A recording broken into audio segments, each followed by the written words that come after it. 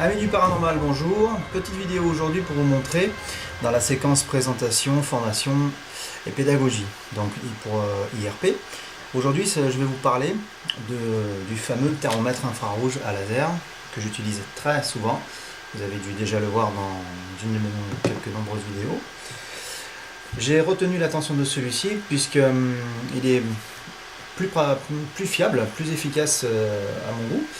Donc, mais celui-ci marche aussi, je veux dire, le principe de fonctionnement très très bien, hein, il n'y a pas de souci, mais c'était pour vous montrer qu'il y ait quelquefois une différence de rapidité de lecture et de réaction de la part de ces thermomètres différents. Alors, plusieurs points essentiels pour utiliser ce matériel dans la recherche, en cas de la recherche paranormale et afin de détecter une présence d'un esprit, d'une entité qui va se manifester devant vous ou autour de vous. Nous partons du principe, et nous savons déjà, qu'il modifie justement, donc par des méthodes paranormales, l'air ambiant, le lieu précis où vous vous trouvez.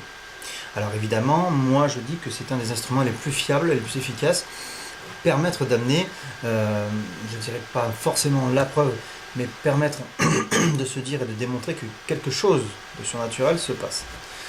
Donc à ce moment-là, vous êtes dans une pièce, dans un endroit relativement isolé, puisqu'il est vrai qu'en milieu extérieur, ça sert strictement à rien, surtout pour des périodes fraîches, déjà, surtout en ce moment. Alors, vous avez forcément la lecture ici, instantanée. Donc là, on est à 17 degrés, un peu frais. Mais à ce moment-là, si vous voulez, moi je dis scanner une pièce, faire un topo de la température, c'est-à-dire à ce moment-là, vous avez d'abord dans un premier temps le fait de prendre une température générale de la pièce. Voilà, donc à ce moment-là, je vais essayer de voir pour moi aussi. Alors là, ça s'affiche. Là, on est à 20 degrés. Remarquez bien que quand j'approche ma main, ce qui se passe, vous voyez, forcément, il est assez précis. C'est pour ça qu'en plus de ça, il prend automatiquement la température à une rapidité très satisfaisante. Alors, l'intérêt déjà pour scanner une pièce, pour surveiller, je dirais, le phénomène qui se déroulerait, à ce moment-là, vous pouvez faire un balayage, donc dans un endroit en particulier, et la possibilité, et en plus l'avantage évidemment, ils en sont tous équipés de toute façon, c'est le fameux laser qu'il y a dessus, pour prendre une température significative à un point précis. Donc à ce moment-là, vous avez le petit point qui va s'afficher. Et selon où vous vous trouvez, évidemment, cela va être différent plus ou moins.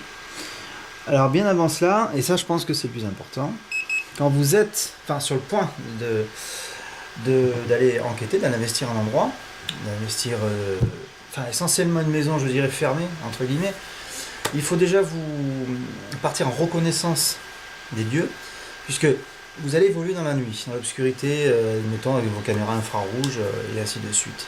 Mais en revanche, vous n'avez pas forcément, visuellement parlant, la mémoire de l'endroit si vous n'y avez pas été justement au préalable. Alors vous allez arriver donc avec votre thermomètre, à ce moment-là, on va prendre celui-là, vous allez scanner un endroit, et puis d'un seul coup, boum, vous avez une lecture qui passe entre 5 et 6 degrés de différence.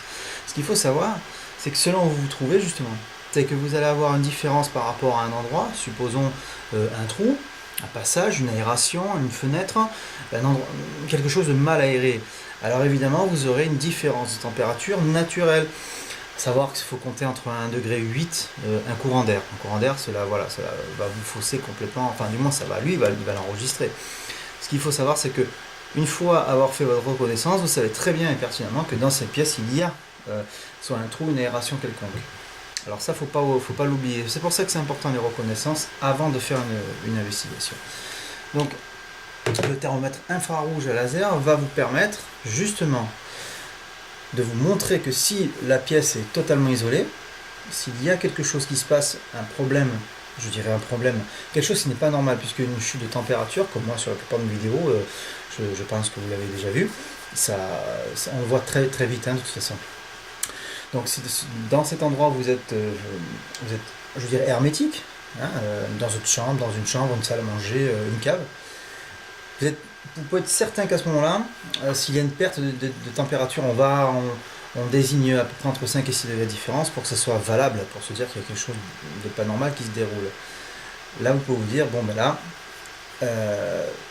soit vous êtes accroché à vos appareils photo, au caméscope, mais souvent et dans la plupart des cas, il s'avère qu'il se passe quelque chose justement de surnaturel, entre guillemets. C'est pour ça que je dis que cet appareil est un des instruments les plus efficaces dans vos recherches, dans votre traque aux fantômes. Soit dit en passant, celui-ci donc vient de Ghost Shop France. J'en parle puisque ce sont des matériels fiables qui ont été testés justement lors de leurs propres enquêtes, puisque avant forcément de les mettre en vente, ils les testent évidemment sur le terrain. Voilà donc pour ce qui était du thermomètre infrarouge à laser. On va essayer de faire le tour à peu près de tout ce que j'utilise moi en ce qui me concerne au niveau du matériel. Mais celui-ci me semblait essentiel, important à vous montrer comment ça se passe et comment l'utiliser. C'est très très très important. C'est vrai que même dans la nuit, supposons, j'avais oublié, encore un point essentiel, vous êtes plusieurs à investir à un endroit. Vous prenez votre thermomètre, vous scannez la pièce, mais vous n'avez pas la vue forcément dans la nuit, dans l'obscurité, vous ne voyez pas, excepté vos infrarouges allumés. Alors vous avez vos collègues, et là, boum, lui le thermomètre, qu'est-ce qu'il va faire? Boum, il va enregistrer la température de votre collègue. Alors vous allez passer sur votre ami, et ensuite vous repartez dans la pièce ambiante.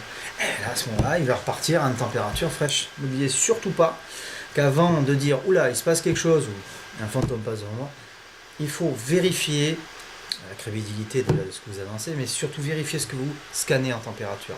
Faites très attention aux éléments qui s'offrent à vous. C'est très important. Ça évitera justement de ne pas être crédible, ça évitera de dire n'importe quoi.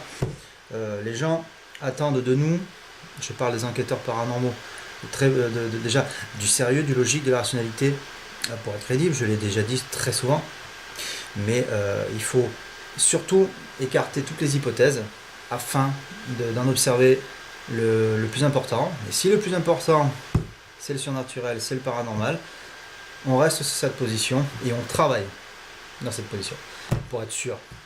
Voilà, donc je vous remercie d'avoir regardé et puis à très bientôt pour un autre tutoriel sur ce que j'utilise par rapport à mon matériel lors de mes recherches, des investigations dans le cadre de la recherche paranormale. Merci, à bientôt.